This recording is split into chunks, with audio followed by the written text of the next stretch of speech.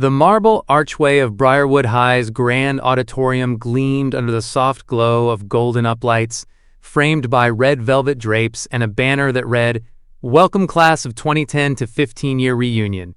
Laughter floated through the air, nostalgic, self-congratulatory, tinted with too much wine and just enough vanity. The parking lot shimmered with sleek Teslas and polished BMWs. Familiar faces, aged by Botox or burden, milled about the champagne table, flashing fake smiles and filtered memories. Then came the sound.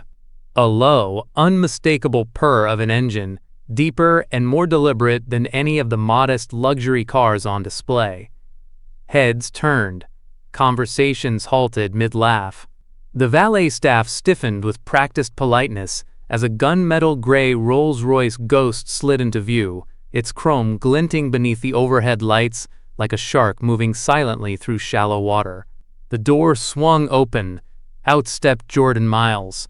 Gone was the skinny, soft-spoken teenager with torn sneakers and hollow eyes.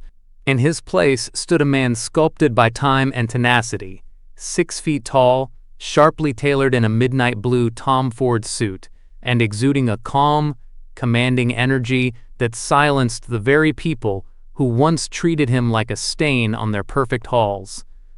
His shoes, hand-stitched Italian leather, clicked confidently against the pavement. His eyes, still the same deep-set brown, scanned the crowd with icy precision. Some recognized him instantly. Others stared, mouths slightly ajar, trying to reconcile the ghost of the past with the enigma before them. "Is that Jordan?" someone whispered. "No way. He's different." "Is that a Rolls?" They had laughed once, openly, cruelly. They'd whispered about his secondhand clothes, about how his mother scrubbed hospital floors to afford his school lunches. They called him Shoelace, after the frayed ones that dangled from his duct-taped sneakers. He was invisible in every hallway and memorable only as a punchline. But tonight, he was the storm. Jordan's smile was measured as he handed the valet the keys without a word. The young attendant stumbled over his greeting, clearly intimidated. Jordan simply nodded and walked forward, a man with no need to announce himself. His presence had already done it for him. Inside the auditorium, the reunion buzz had hit a fever pitch. Familiar faces were hugging, comparing careers and waistlines. Behind the laughter, though, was the shared anxiety of being measured against each other once more. And then Jordan entered. The room fell quiet, not all at once, but in waves, like ripples spreading from a stone dropped in still water. One by one, heads turned. Forks paused midway to mouths. Even the DJ forgot to switch tracks. He walked through them like a ghost returned to the living, eyes flicking from face to face, pausing just long enough to make them squirm. Blake Jennings, former football captain and current corporate shark, stiffened. Leah Carter, now Leah Jennings, gripped her wine glass just a bit tighter. Jordan caught her stare. He smiled. It didn't reach his eyes. It was the kind of smile that said, "You don't know what I know. You don't remember what you did. But I do. And I'm here now, not to be seen, but to unbury everything." The murmurs hadn't stopped since Jordan walked in. The auditorium pulsed with whispers. Where did he go after high school? How is he rich now? What does he even do? But no one dared ask him outright. That was the thing about power. It didn't speak. It invited speculation. And Jordan let them wonder. In truth, the road from duct-taped sneakers to Rolls Royce leather had been anything but glamorous. It was forged in silence, grief, and grit, buried behind hospital walls and hidden servers. At 17, while his classmates were picking out tuxedos for prom, Jordan was sitting in the oncology wing of St. Marlo's Regional, waiting for a doctor to tell him if his mother would live to see another month. They lived on the edge of eviction, surviving on instant noodles and the kindness of overworked nurses. When she passed, just 2 weeks after his high school graduation, he'd been alone. No relatives, no safety net, just a laptop salvaged from a donation bin, and a fury that wouldn't let him give up. By day, he worked 2 jobs, stockroom grunt by morning, dishwater steam by night. By midnight, he taught himself how to code. HTML, JavaScript, Python, Swift. It became an obsession, a lifeline. He built small apps, sold them on freelance sites. He slept under his desk in a shared workspace he bluffed his way into, pretending to be a young intern for a startup that never existed. The lies came easily. When the world writes you off, there's a freedom in pretending to be whoever you need to be. Then came the message, a cryptic email from a burner account offering to invest in his talent. No name, just capital. He thought it was a scam, but the next morning, $25,000 landed in his business account, followed by a short note. Build it. You have 6 months. Jordan never learned the identity of the benefactor. They vanished after wiring a second installment, but with that seed money, he built ThriveNet, an encrypted data sync platform that exploded in popularity among cybersecurity firms. By the time he was 24, he was on the radar of tech magazines. By 27, he'd sold his company for $190 million. The public saw the Forbes feature, the polished interviews, the TED Talk where he spoke about resilience and innovation. But what they didn't see, the part he never mentioned, was that none of the success ever felt like victory. His mother died in a hospital that refused to give her advanced care without insurance. That hospital? Owned by Jennings Health Consortium, the same company helmed by Blake Jennings' father. The same company that received massive tax breaks thanks to alumni donations from Briarwood's elite. And Jordan never forgot. That night at the reunion, he stepped away from the crowd and found a quiet corner near the glass trophy case. He stared at the old photos, Blake hoisting a football trophy, Leah in a tiara, all smiles. He searched for himself but found only absence. A faint reflection of himself stared back at him in the glass, older, sharper, a man they didn't see coming. Let them guess, he muttered to himself, fingers tightening around the tumbler of neat bourbon. Let them wonder, because the truth wasn't just about how he got rich, it was about why, and soon enough they'd find out. Leah Carter hadn't changed as much as the others, or maybe she had, just not in the ways most people noticed. On the surface, she still had the same honey blonde waves and wide green eyes that once made her the unattainable dream of half the school. But now, her smile was tighter, her laugh more practiced, and behind her eyes, Jordan could sense it, an exhaustion she worked hard to disguise. She spotted him near the edge of the bar, and for a moment, she froze. Then came the smile. Controlled. Curious. Almost too warm. Jordan Miles, she said, voice low like a confession.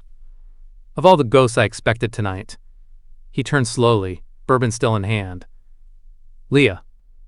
Her name hung in the air like perfume, nostalgic, dangerous. Up close, the years between them felt both sharp and paper-thin. He remembered her vividly. Not the prom queen persona she performed for the world, but the Leah who once snuck him granola bars after gym class, who'd linger a second longer at his locker than she needed to, who once said, "You deserve better," when she thought no one else was listening. And then, like the rest of them, she vanished. Married rich, married safe, married Blake Jennings. Can we talk? She asked, glancing over her shoulder. Privately? Jordan nodded and followed her through a side hallway lined with faded class portraits. They found an empty classroom, the same one that used to hold AV club meetings he'd been too ashamed to attend. The room smelled of floor wax and forgotten dreams. Leah closed the door behind them and leaned against it. I almost didn't come tonight, she said softly. I knew you might be here, and I wasn't sure I could face you. Jordan arched an eyebrow. You've had 15 years. I know, I deserve that. She stepped closer. You look different, powerful. Money does that, he said dryly. She gave a brittle laugh, then hesitated. I never forgot you. That night, your mom's funeral, I wanted to go, but Blake said it wouldn't look right. There it was, the first crack in the mask, a sliver of guilt. Jordan's jaw clenched.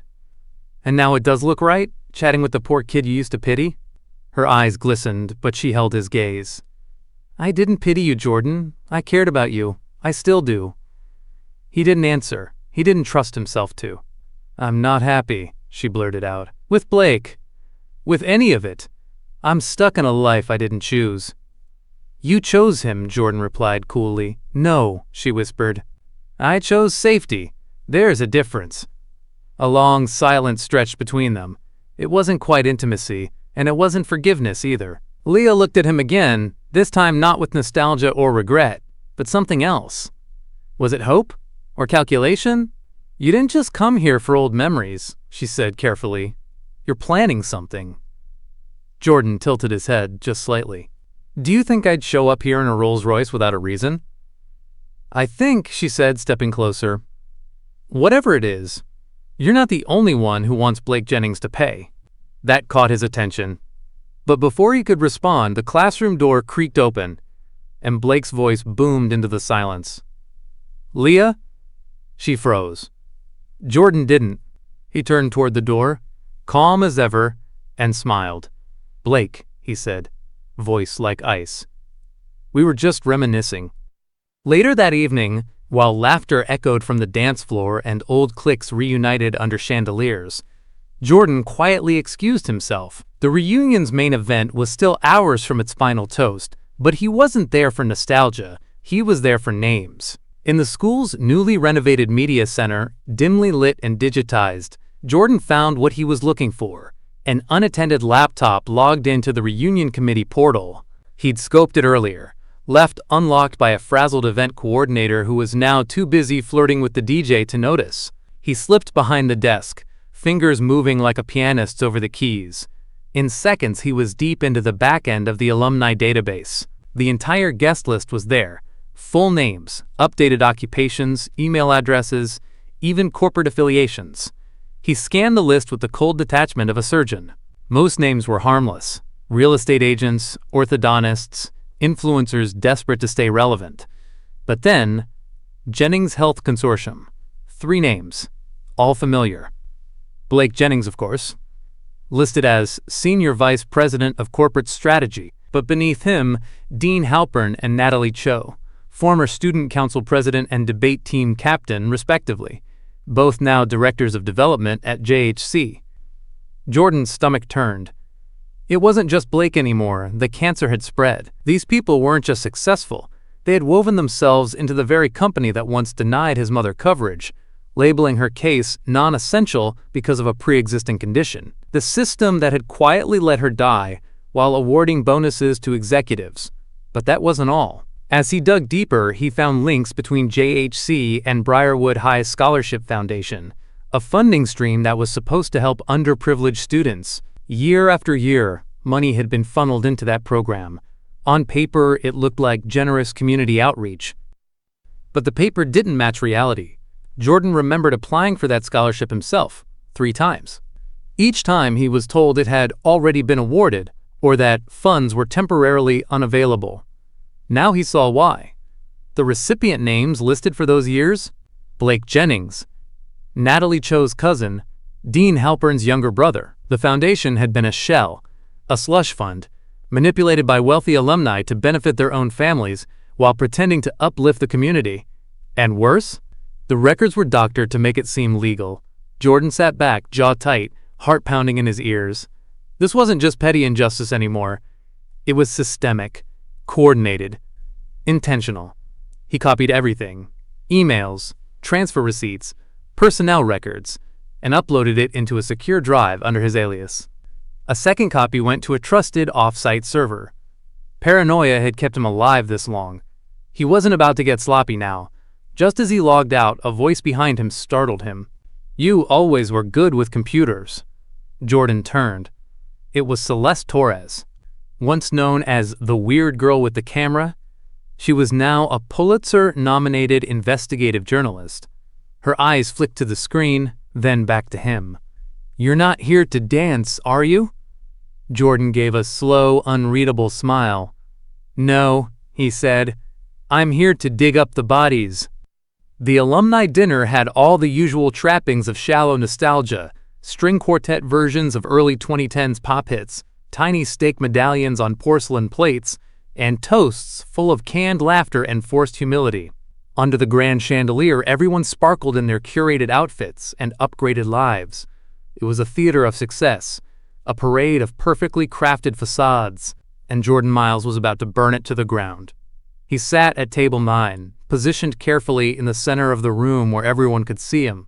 Flanked by empty chairs, no one quite brave enough to join him, he appeared calm, sipping from a glass of Malbec, quietly watching the stage where the night's speeches had begun. Blake Jennings took the mic like he owned it. And why wouldn't he? He practically did. Briarwood, Blake said with a polished grin, shaped us all. It gave us grit, it gave us drive, and it gave us each other. I'm proud to say that our class has gone on to do some amazing things, and I'm especially proud of the work we've done through the Jennings Scholarship Fund, which continues to change lives. Applause, smiles, nods of approval from every corner of the room, except Jordan's. He rose quietly and made his way to the stage, drawing a few curious glances. When he stepped onto the platform without being introduced, the room began to murmur. Blake's smile faltered. "Jordan," he said cautiously, "didn't know you had something prepared." "I didn't," Jordan said, taking the mic from his hand. "But I think it's time we talked about what this school really gave us." The room fell still. He turned toward the crowd. Some of you may remember that 15 years ago a large donation went missing from the school's fundraising trust. It was quietly written off, blamed on a bookkeeping error. For those who don't remember, I'll remind you, my mother was the treasurer at the time. Chairs shifted. Forks clinked nervously. Leah stared at him, wide-eyed. Celeste, seated near the back, leaned forward with interest. Jordan continued. She was accused, without evidence, of mismanaging funds. The scandal ruined her reputation. She was forced to resign from her janitorial job at St. Marlo's Hospital, where she later died. Alone. Penniless. He paused, letting the silence settle. Then, from his blazer pocket, he pulled a folded document and held it up. "But what if I told you I found proof? Undeniable. Time-stamped proof. That it wasn't a mistake. That the money was embezzled by someone else entirely?" All eyes turned to Blake. Jordan turned, slowly. Specifically, Blake Jennings. A gasp rippled through the crowd. Blake stepped forward, visibly pale. "That's a lie," he snapped. "You're delusional." Jordan clicked the small remote in his pocket. The projector screen behind them flickered on. Bank records. Routing numbers. A signature authorization form dated the week of the missing funds, signed by Blake, not his mother. He turned to the audience. Every cent was redirected to a private offshore account belonging to Jennings Enterprises. And none of you noticed, because you were too busy pretending everything was perfect. The silence turned heavy. Then the whispers began. Blake lunged toward him. "This is defamation! You don't know what you're talking about!" "I know exactly what I'm talking about," Jordan replied coolly, handing the mic to the stunned event host. "And this is just the beginning." He stepped off the stage, his footsteps echoing as the crowd erupted behind him. Some shouting, others defending, a few quietly slipping away to avoid being next. Celeste followed him out of the room, her recorder already rolling. "What's your next move?" she asked. Jordan didn't look back. "Expose everything," he said. "One lie at a time." The newsroom was a far cry from the polished elegance of the reunion hall. It smelled of stale coffee and old paper, with fluorescent lights flickering overhead, and the faint hum of computers working overtime. Celeste Torres thrived here, surrounded by the chaos she'd chosen over comfort. And tonight, she was Jordan's greatest ally. Jordan settled into a cracked leather chair across from her desk, the weight of the evening still heavy on his shoulders. Celeste tapped her keyboard rapidly, pulling up documents and news clips that seemed innocent on their surface, but hinted at something far darker. "Look at this," Celeste said, sliding a folder toward him. "Briarwood Scholarship Fund. Officially, it's supposed to support students from low-income families. But these grant distributions, they mostly go to children of alumni with deep pockets, including Jennings family members." Jordan frowned, skimming the records. "That's not a coincidence." "No," Celeste agreed. "And there's more. The school's board meetings are packed with alumni, who also hold executive roles at Jennings Health Consortium and other related businesses. They control the scholarship funds, the school's investments, and even the hiring for senior positions." Jordan's mind raced. "So they're protecting their own." "And using the school as a front," Celeste finished. It's a network designed to enrich themselves while keeping others out. Jordan's gaze darkened. Like they did with my mother? Celeste nodded solemnly. Exactly.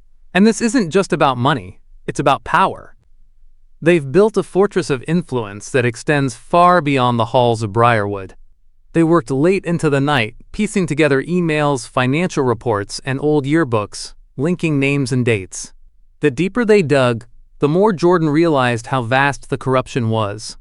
The same faces who laughed at him, ignored him, and destroyed his family now controlled the very system that dictated the lives of thousands. Yet, amidst the piles of evidence, Celeste offered something Jordan hadn't expected: genuine trust. "You're not alone in this," she said quietly. "I've been waiting for someone brave enough to expose them." Jordan looked at her, the ghost of a smile tugging at his lips. For the first time in years, he felt the faint stirrings of hope.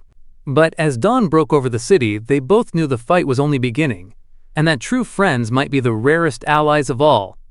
The dim light of the abandoned conference room flickered overhead as Jordan slipped inside, his heart pounding in rhythm with the slow drip of water from a leaky pipe nearby. The reunion's party noise faded behind the thick walls, out of sight, out of mind for most, but for Jordan, this was the moment where past and present collided. He knew this room well, once the site of countless faculty meetings, and years ago, the place where whispers had sealed his mother's fate. Tonight, he wasn't alone. Crouched in the shadows by the door, Celeste raised her phone, its microphone active and recording every word. Across the room, a figure stumbled forward. Dr. Harold Finch, Briarwood's former principal, now a broken man whose reputation had been quietly destroyed by scandal years earlier. He swayed slightly, clutching a flask, clearly drunk. Jordan watched silently as Finch slurred into a trembling voice. "It wasn't her fault," Finch mumbled. "That money, it wasn't supposed to go missing. But they needed someone to blame, needed a scapegoat. Your mother, they made her the villain." Celeste's phone captured every word, every pause, every bitter confession. "I signed the papers," Finch continued, voice cracking. "To protect them, Blake Jennings' father, the board, the donors. They said if it got out, the school would lose everything, so I took the fall." Jordan's fists clenched, nails digging into his palms. Finch stumbled again, tears mixing with whiskey. They didn't care she was sick, dying, they just wanted their money. A heavy silence filled the room, thick with regret and despair. Jordan finally stepped into the light, voice steady but cold. "Why didn't you say this before?" Finch's eyes widened. "Because I was scared of what they'd do to me, to my family. You don't know how deep it goes." Celeste lowered the phone. "Now, they're about to find out." As Finch slumped into a chair, defeated, Jordan felt the weight of the moment settle over him. This recording wasn't just proof. It was a key that could unlock every secret the Briarwood elite had buried. But he also knew the danger. Because those who wield power rarely relinquish it willingly. And the game was far from over. The night air was crisp and heavy with unspoken words as Jordan and Leah found themselves outside the reunion hall, away from prying eyes and whispering tongues. The distant hum of music and laughter from inside seemed to belong to a different world, one Leah no longer felt part of. Leah's hands trembled as she pulled her coat tighter around her slender frame. Her emerald eyes searched Jordan's face, desperate yet guarded. "There's something I've been keeping from you," she began, voice barely above a whisper. Jordan's gaze didn't waver. "After all these years, what could you possibly have left to hide?" She swallowed hard, fighting tears. "It's about your son," Jordan's breath caught. The words hung in the cold night like a fragile secret waiting to break free. "I didn't know how to tell you," Leah confessed. "Blake, he threatened me. Said if I ever told you, he'd ruin everything. Me, the boy, everyone." Jordan's mind raced. His son? A child he had never known existed? "I had to protect him," Leah continued, her voice cracking. "I thought staying silent was the safest way." Jordan felt a mix of shock, betrayal, and something deeper. A flicker of hope. "Why now? Why tell me tonight?" Leah looked down, biting her lip. Because Blake's grip is tightening. He's not just a bully anymore. He's dangerous. And your son, he deserved to know his father. For a moment, silence enveloped them, thick, heavy, and full of possibility. Jordan's hands clenched into fists. The man who once tormented him, who stole his mother's dignity and now controlled Leah's life, was more than an enemy. He was a threat to the family Jordan never knew he had. "Where is he?" Jordan asked quietly. "His name is Ethan. He's with my sister, away from here, for now." Leah reached out, hesitating before placing a hand on Jordan's arm. "I need you, not just as a father, but as a protector." Jordan looked into her eyes, searching, pleading. Trust was a fragile thing between them, forged from the past and tested by the present. "I'm here," he said finally, "for both of you." But even as he spoke the words, Jordan knew the path ahead was perilous. Blake Jennings wouldn't let this secret slip away quietly, and the stakes had never been higher. The morning after the reunion was unlike any Briarwood had ever seen. By dawn, Celeste's explosive exposé had gone viral. The headline blared across every news outlet in the state. Briarwood's elite unmasked, corruption, embezzlement, and betrayal exposed. Jordan sat in his sleek downtown apartment, the glow of his laptop screen casting sharp shadows on his face. He watched the fallout unfold in real time. Arrest warrants issued for Blake Jennings and 2 other board members. Headlines declaring the downfall of the Jennings Health Consortium. Stock prices plummeting. The Scholarship Foundation frozen pending federal investigation. The once untouchable golden circle of Briarwood's most powerful was crumbling. But the victory tasted bitter. Because Leah was gone. Her phone went straight to voicemail. Texts remained unread. Calls unanswered. Jordan's gut twisted with dread. He paced the floor, replaying their last conversation. The urgency in her voice, the fear she tried to mask. Had she run? Was she hiding? Or worse, had Blake found her first? His phone buzzed. An anonymous tip. A photo. Leah, handcuffed, surrounded by officers, a forced smile, eyes hollow. Jordan's blood ran cold. Someone had framed her. Perhaps to silence her. Perhaps as a brutal message. The betrayal hit him like a hammer. And worse, it whispered of a traitor in his own camp. Celeste's text confirmed his worst fears. "We've got a leak. Someone close to us tipped off the Jennings faction. They knew the exposé was coming." Jordan stared at the screen, fists clenched. Friends? Allies? Or spies? The walls were closing in. Determined, he began mapping out his next move. The Jennings empire might be toppling, but the war was far from over. If Leah was a pawn, he'd find out who the player was. If his team had a traitor, he'd root them out. And if Blake was still breathing, he'd bring him down himself. Because this time, it wasn't just about revenge, it was about survival.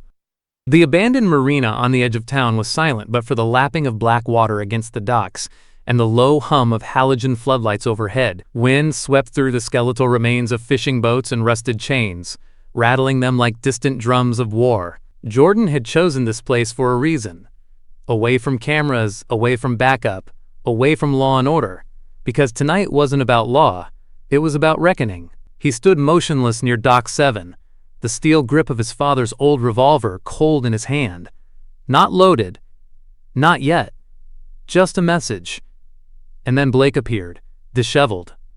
Cornered. But still dangerous. His once pristine suit was crumpled, a smear of blood on his collar. Whether it was his own or someone else's, Jordan couldn't tell and didn't care. Blake's empire had collapsed in just 48 hours. Frozen assets, public disgrace, and now a warrant out for his arrest. But somehow, the man had slithered out of custody. And now, he stood across from the one person who had brought him to his knees. "You've done well," Blake sneered, his voice hoarse. "You wanted my life destroyed. Congratulations, it's gone."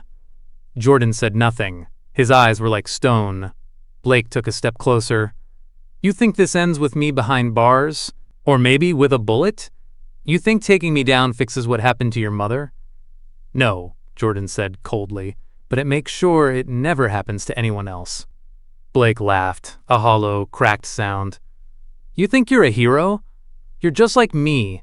You waited 15 years to come back with your big show. You could have spoken up long ago, but you didn't. You wanted the moment, you wanted the stage." He reached into his coat pocket and Jordan tensed, gun raised in an instant. Blake froze, hands up. Slowly, he pulled out a flash drive. "Everything," he said. "The offshore accounts, the blackmail, the payoffs, all of it. You win." Jordan didn't move. "But," Blake added with a smirk, "Leah's gone because of you. You exposed me, and they took her to get to you. You played checkers, Jordan. The real game's always been chess." Jordan's trigger finger twitched. "Where is she?" Blake's eyes flickered. "Somewhere you'll never reach in time." The words burned like acid. Jordan's mind raced. Leah, Ethan, betrayal from within. His plans had spiraled into chaos. He had exposed monsters, yes.